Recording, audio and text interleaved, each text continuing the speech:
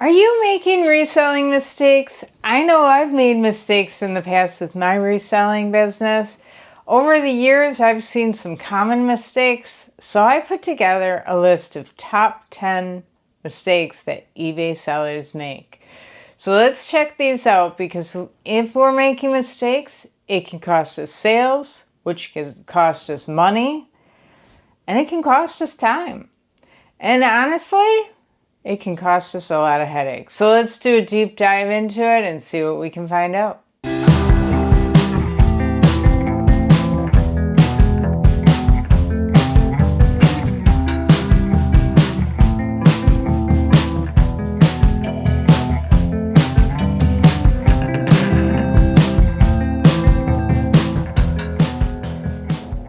My name is Ann, and I've been reselling for quite some time with my husband Bill.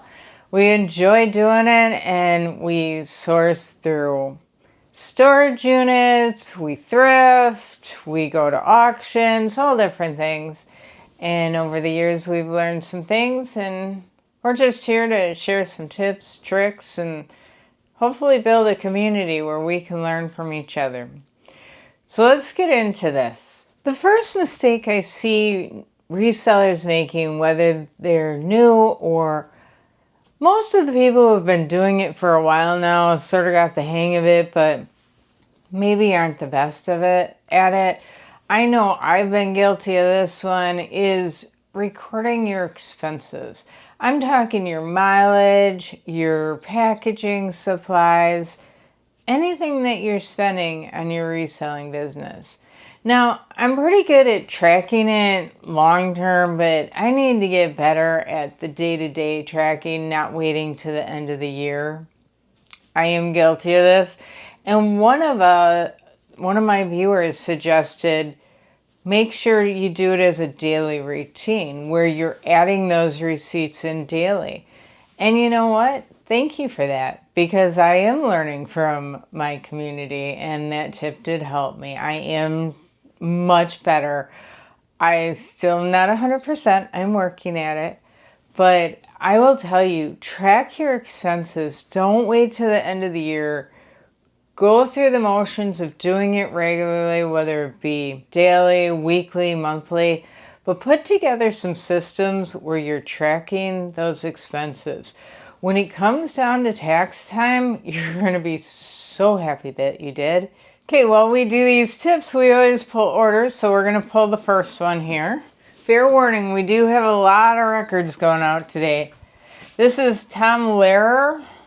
That was the Where That Was. Okay, it's a new vinyl for me. I've never listened to this one. I think my husband might have, though. $28 free shipping. This one's Nectar at Tavern the Ocean, and it sold for $22.50 free shipping. Here's one that I think there isn't a reseller out there who is not guilty of this one. I know I'm included in this, but it's buying way too much. Sourcing is fun, and you know, we can get in so much inventory, and it's a fine line, right? Because you gotta buy it when it's available, but you don't want so much that it becomes a burden. So make sure that you're taking care of some of that older inventory that's been sitting around. Now, me and my husband have been doing this for over a decade. And let me tell you, there's some stuff sitting around that we're like, wow, we haven't listed that? So we are really working hard on making sure we're getting rid of some of this older inventory that has been sitting around, because we're guilty of it too. So what we're personally doing is we feel like we still need to bring in inventory so that we stay fresh, right? We don't want to get burnt out. So we do bring in some fresh inventory. But we are seriously working on getting rid of some of this older inventory that has been sitting around. And honestly, we're sort of bundling it up. We're finding new ways to sell it. Some of it we're taking to the flea market. Some we've taken to an auction house and had them sell it. And we did okay on it.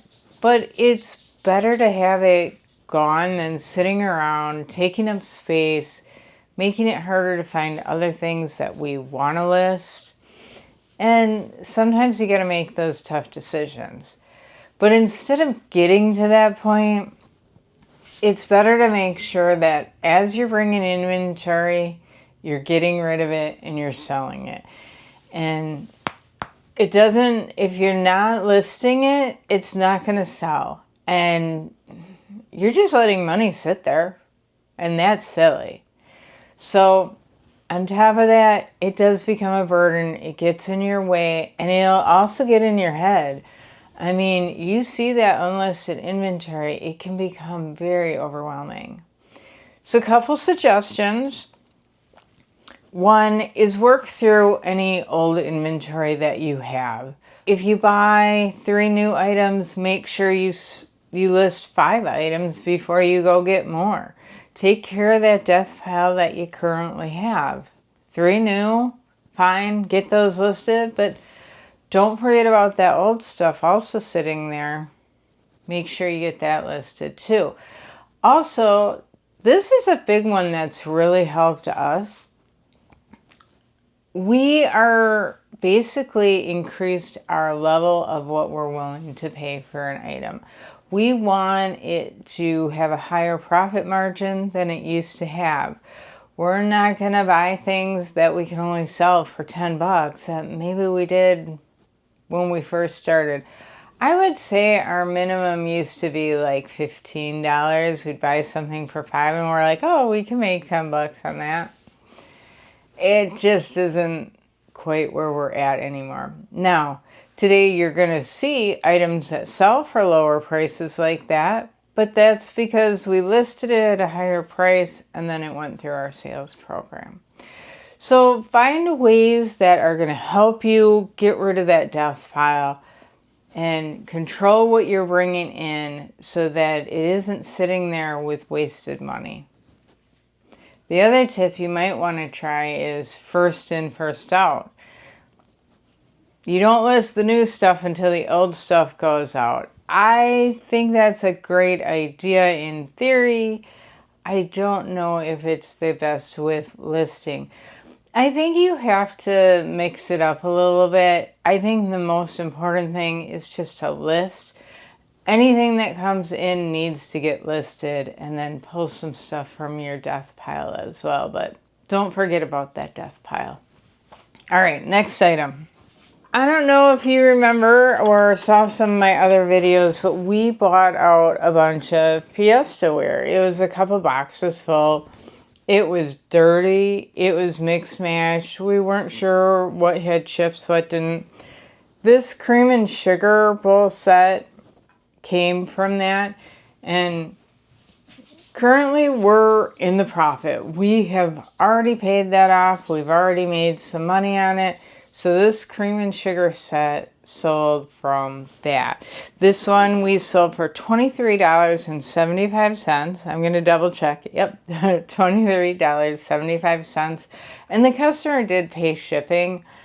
And this is going to have to be packaged pretty well. So they definitely need to be paying for shipping on this one. Another item we sold was by Nazareth, Loud and Proud vinyl, and this sold for $20, free shipping. The next item has to do with photos. You want to make sure that you're taking really good photos.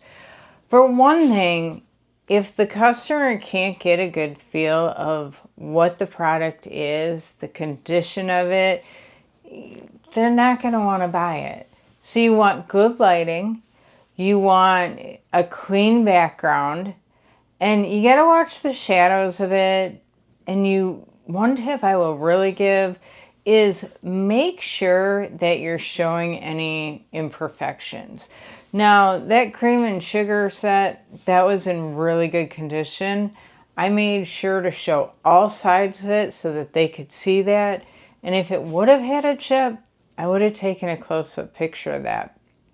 Now, I know when you're first starting out, you don't want to spend a lot of money on this stuff. You want to just sort of figure it out little by little. That doesn't mean that you can get away with crappy pictures. You don't want blurry pictures. But I will say, this camera on your phone takes amazing pictures. We have looked at getting a professional camera for our pictures. Honestly, guys, it doesn't make any sense. These cameras on these phones that you're carrying in your back pocket, they have awesome phones. And here's a tip for you. When you're first starting out, I personally have a light box, and I love my light box. It is so useful. But when you're first starting out, you ain't gonna spend the money on a light box. Honestly, you gotta figure out if reselling is for you, if you enjoy doing it. But in the meantime, you gotta have decent pictures. Get yourself a tripod just like you had at the science fairs. You know, they even sell these at the dollar store. I mean, they're cheap, right? Then get yourself a piece of poster board. Now, it doesn't have to be, I had the stiff foam one around, but you could even just use a regular piece of poster board, put it on a table. You got a complete white background. The other thing is lighting. Now, you want to make sure you have really good lighting. And you can do this a couple different ways. One, you can use natural light. Go outside, set up your setup. Go close to a window. Natural lighting is great. Just be careful of the shadows. Remember, the more lighting you have, usually the less shadows. The other thing you can try is a ring light, or, get some of your lamps around your house and start aiming it. But play with your lighting. You'll get it figured out. Once you get into this, though, I will say that the light box, it's definitely worth the investment. They're not overly expensive, but I would just suggest try the poster board first until you get into it and see if you even like selling on eBay. It's not worth investing in all this stuff if you don't even enjoy it. Okay, the next item is a Mercury boat part. It is an OEM part. It is Mercury Quicksilver. It is a stator assembly. This was a really good sale. It sold for $157.50. The customer did pay shipping. So here's another LP. It's a promotional copy, which a lot of the records that we're selling are. This is Craft Track, and it's Computer World 1981, and this sold for $48, and it was free shipping. Here's one that isn't my favorite thing to do: research. You have to do the research in order to price your product properly. You need to make sure you're not pricing too high or too low. Think of Goldilocks and the Three Bears. I used to love that story, and I will tell you, it is one of my daughters, was one of my daughter's favorite books when she was little. She's now 25, so I don't think she reads it very often anymore, but it was one of her favorite books. But the point is you don't want to price anything too high, and you don't want to give it away either. You want to make sure that you're pricing it fairly, but you also don't want it to sit there forever. So you got to do research, right? Well, you can do research either by looking at the solds on eBay. Make sure you're pricing apples to apples. Don't look at new products if you're selling used items. If it's got chips, or maybe yours has some special characters to it, like I said, that one record was a promotional record that sometimes can increase the value of it. So you got to do the research. Now, are you going to research every little thing? Well, you're at least going to go to the point where you want to see what the solds are. And you might even want to research what your current competition is. But I will tell you, the main thing is those solds. You may even want to go deeper If you have a lot of items, you see how many records that we sell. We sell so many records, and it's because we got a large amount in at one time. Well, my husband is in charge of researching, honestly, because it's not my favorite thing to do. But, he took a deep dive into records. He knew a lot about them to start with. Guess what? He knows even more about them now. Because we got so many in, we wanted to get top dollar, so we priced it. We wanted to make sure we had the knowledge behind it. The other thing is, do you have high value items? If you have an item that's going to sell for a few $100s, you might want to take a few extra minutes or even more and do a deeper dive on that. I will say we went into this a bit in our video about using AI and reselling. My husband uses, and me too, uses AI quite a bit on researching things that are a little bit higher value or that we have a lot of them. Or sometimes we get stuck on, we're just not quite sure what direction to go. We'll use AI to help us. Check out that video. It's a pretty good video. I actually invited my husband on, and he gave some tips on using AI for research. Okay, this is a 1971 vinyl LP, make Abrams, and it sold for $15 free shipping. So this next one is actually a lot of 5 records. It is Loggins and Messina. Loggins and Messina. It only sold for $23.28, and it was free shipping, but these all came in a big group of records, and we were able to bundle them together. I'm good with it. The next mistake I see that people do is poor customer service. And honestly, it comes down to make sure when you're shipping something, you're shipping it well. You want to make sure that if it's fragile, you might need to double box it. You might need to use bubble wrap. You need to give enough room in the package. The other thing is, I've heard of people complaining about over packaging. It is a thing. If you are packaging something small and you're wrapping it in bubble wrap and you're taping it over and over and over to make sure it's secure, makes it really hard to get it out of that package, and customers aren't going to be happy with that either. So it's packaging appropriately, I guess, would be the right way of saying it, and making sure you're taking care of the product safely.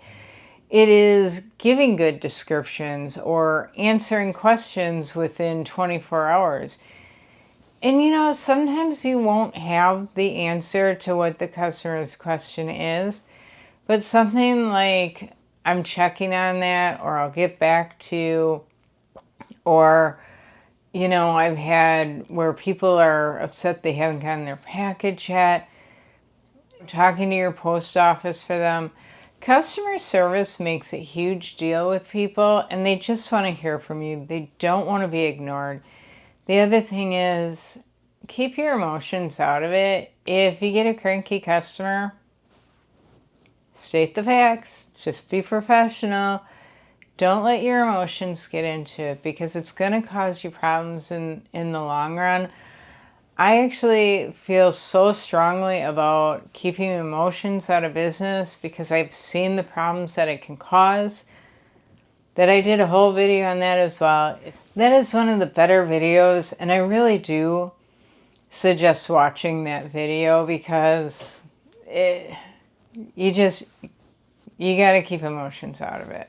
So here's another LP, Sheila Chandra, Roots and Wings. This sold for $19.95, free shipping.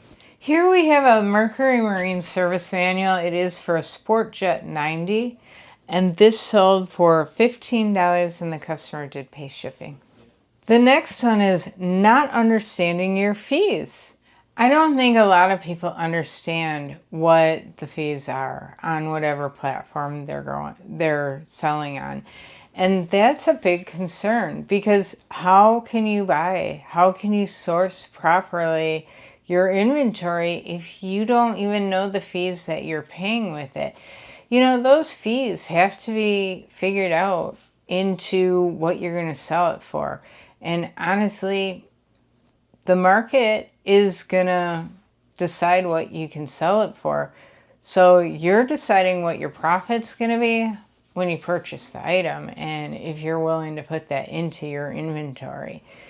Cost of goods is something that you really have to consider, and you need to understand those platform fees to be able to figure out what you can sell an item for.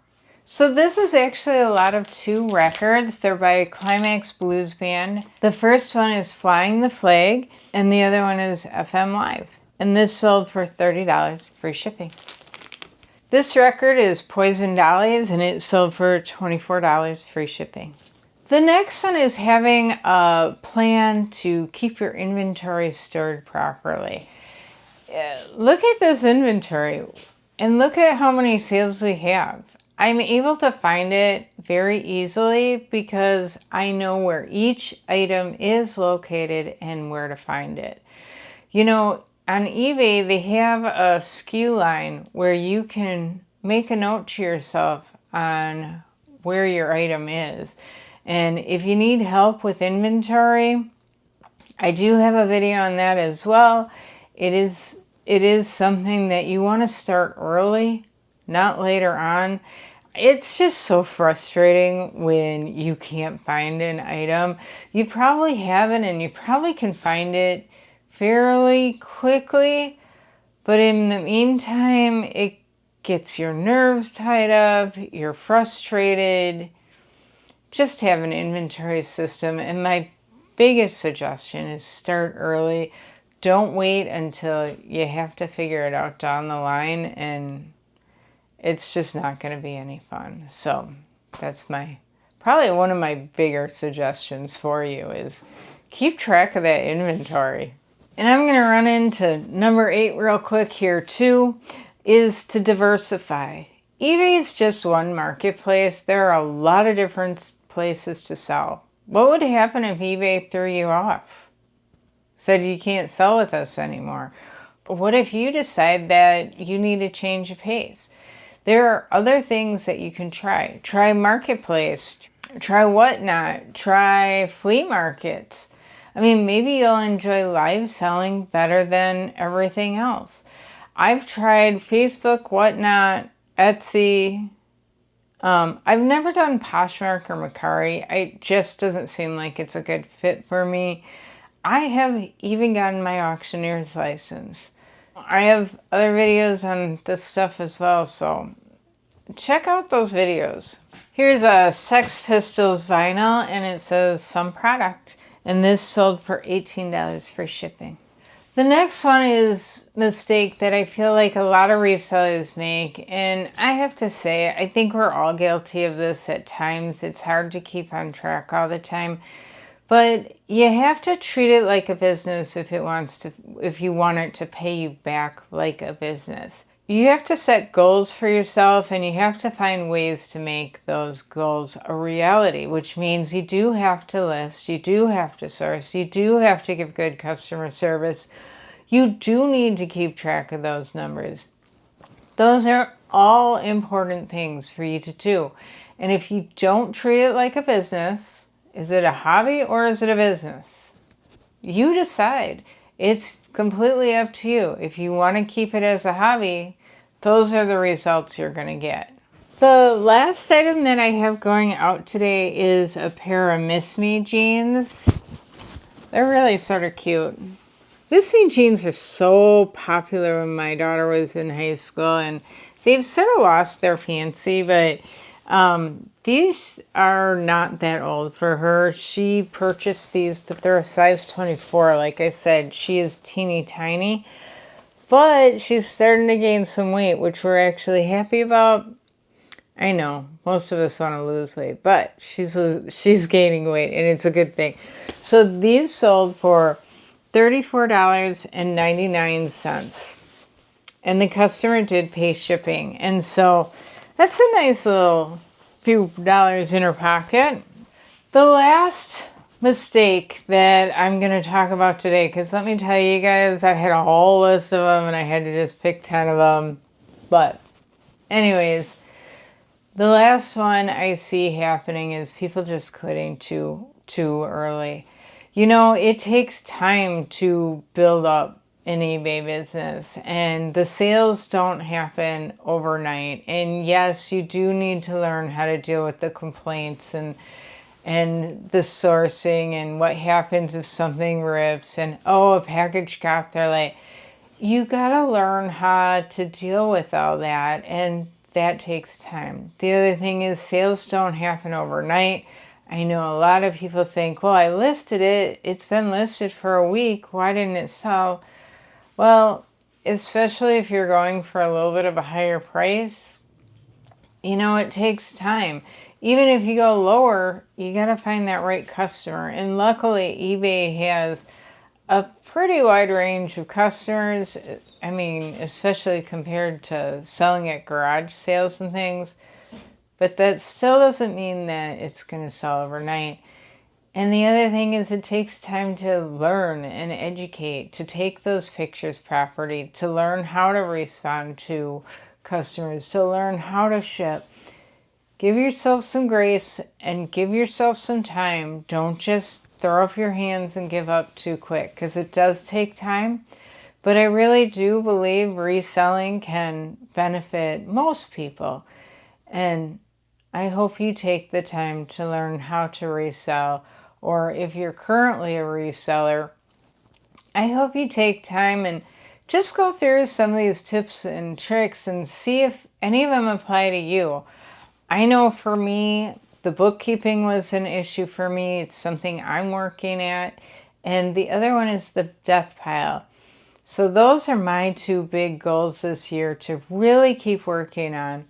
And in the meantime, I hope you find success and happy selling.